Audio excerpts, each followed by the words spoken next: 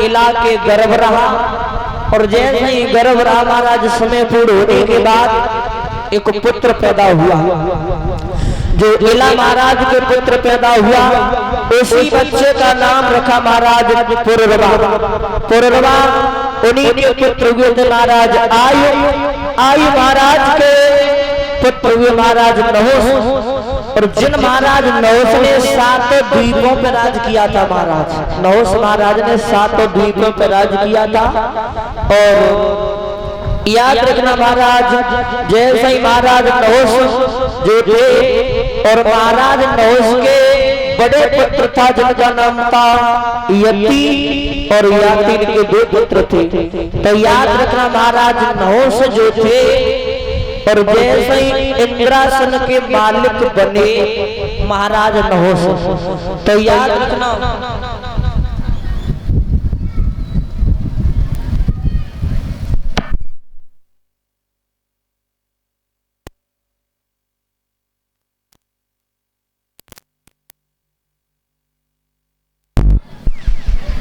Hello.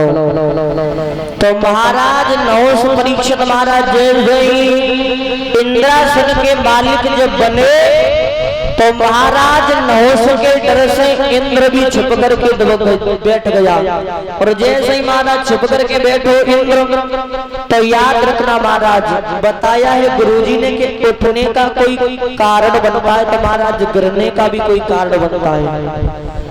तो जैसे ही महाराज राज इंद्रासन के मालिक बने तो मन में सोच रहे हैं कि हम इंद्रासन के मालिक बन गए तो क्या इंद्र की पत्नी के मालिक नहीं बन सकते। अब महाराज कपट मन में जागृत हुआ है और जैसे ही गलत भावना जागृत भई तो आज महाराज नहुष ने सची के लिए एक पत्र लिखा है।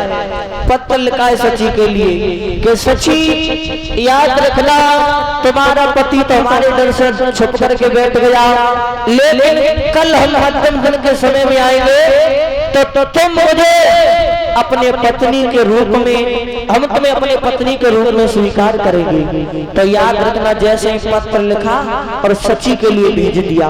और जैसे ही महाराज सची के पास वो पत्र पहुंचा तो महाराज सची ने वो पत्र जैसे पढ़ करके देखा और जैसे ही महाराज खोला है वो पत्र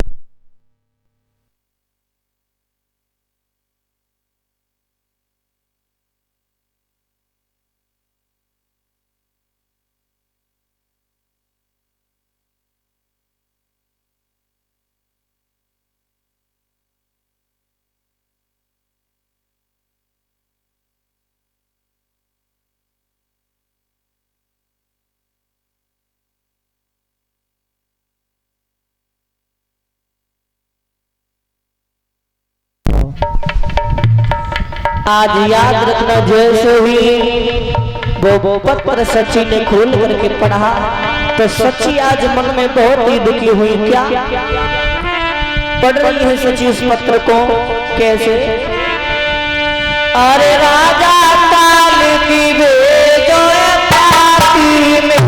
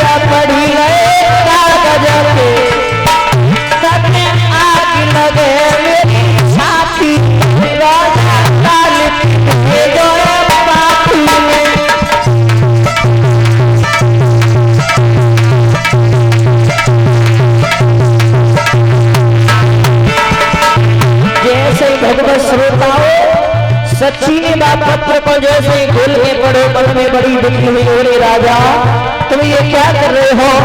आज मैया सोचने लगी क्या आना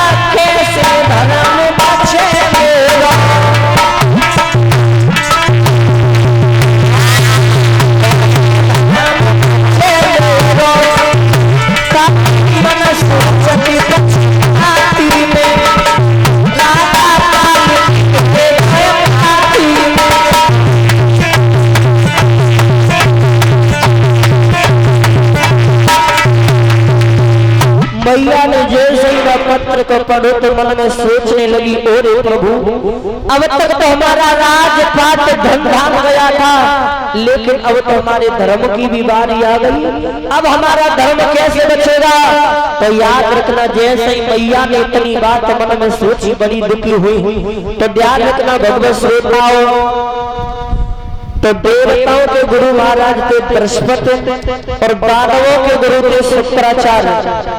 तो याद रखना भगवत श्रोताओं, आज मैया सची जो है अपने गुरु की याद आई उसी समय, और जैसे ही गुरु की याद आई तो महाराज याद रखना शुक्राचार्य जो थे वो जीवनी विद्या जानते थे, और मैया सची को जैसे ही अपने गुरु की याद आई तो महाराज बृहस्पति के पास पहुंच गई, और जैसे ही पत्र खोल करके पढ़ा, जवाब दिया गुरु जी अब हम क्या करें, तो तुम ही बताओ हम क्या करें। तो याद रखना महाराज जैसे ही गुरु जी ने वो पत्र पढ़ा, जवाब दिया बेटी चिंता मत करो, अरे हम ऐसी अकल बता करके जाएंगे कि राजा को इससे नाश ही हो जाएगा। सुनो, राजा ने तो तुम्हारे लिए एक पाती भेजी है, और तुम एक पाती इधर से भेजो, उसमें लिखवाओ। क्या बोले आज महाराज,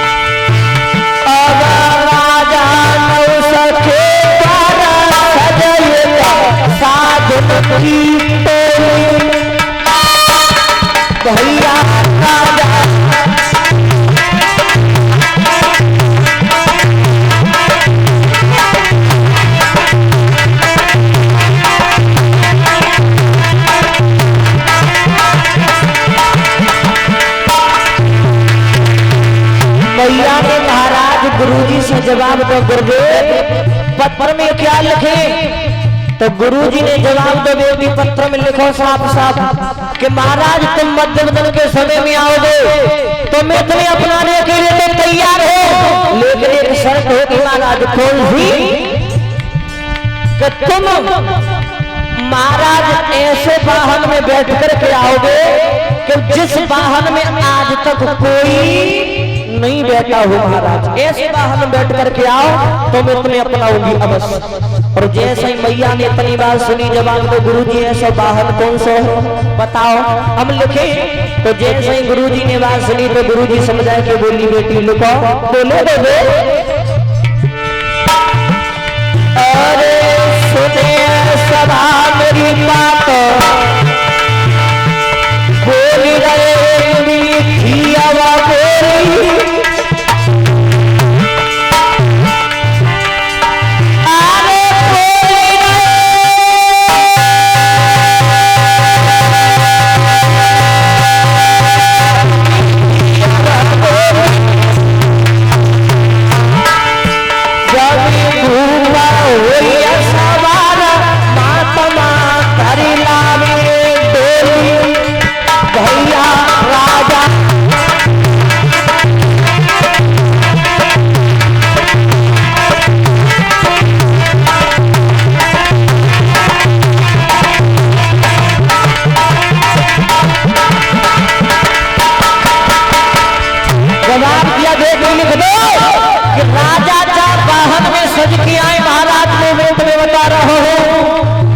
महात्माओं को बुलाए, सप्तऋषियों को बुलाए और सप्तऋषियों को बुलाने के बाद एक वाहन सजवाई महाराज डोली। और जैसे ही डोली सज जाए महाराज बाबू सवार हुए और बात डोली को स्वयं महात्मा लेकर के आए महाराज तो तुम्हें अपनाने के लिए तैयार हो। जैसे ही राजा ने गुरुजी ने इतनी बात बताई तो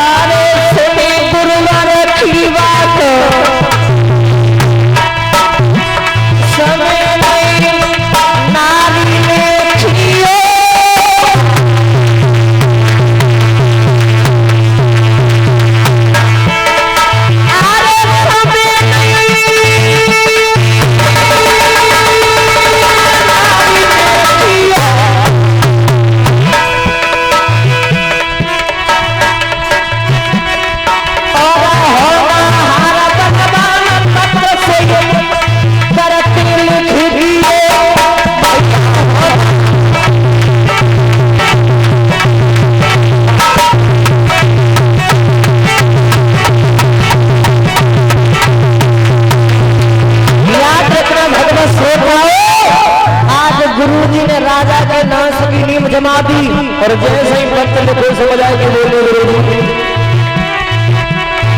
अरे जाखन वचन सुने गुरु बरके करवी कागज कलम उठाई अक्षर लिखे सची बैठ के राजा नहुष सुनो चितलाई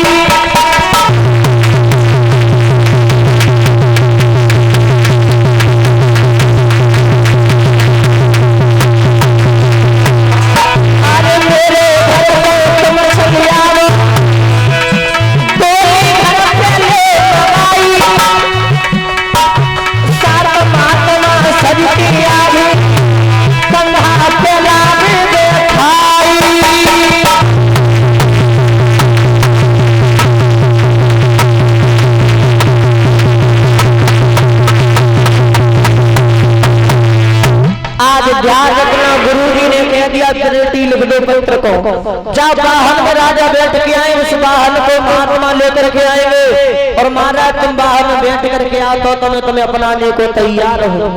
और जैसे ही महाराज सची ने वो पत्र राजा के पास भेजा और राजा नहुष ने महाराज जैसे ही वो पत्र देखा महाराज आज मध में इतने अंधे हो गए राजा ने कभी नहीं सोचा कि मैं कौन सा कर्म कर रहा हूँ। राजा ने सप्तर्षियों को बुलाया और जैसे ही सातों महात्माओं को अपने पास में बुलाया डोली सजवाई और डोली जैसे ही सजवाई महाराज तो महाराज नहुष आज स्वयं डोली में सवार हो गए और जैसे ही सवार भये तो महाराज आज वह डोली को महात्मा लेकर के चले और जैसे ही आगे चले तो याद रखना भगवत श्रोताओं जो 7 महात्मा थे उनमें एक साधु का एक पैर छोटा था तो चलते समय महाराज थोड़ा झटका खाता था और जैसे ही डोली बार बार हिलती थी तो राजा ने जैसे ही देखा और राजा के मन में क्रोध आया और आज भगवत श्रोता राजा ने मन में ने कभी शर्म नहीं करी। आज राजा ने कर्म कौन सा किया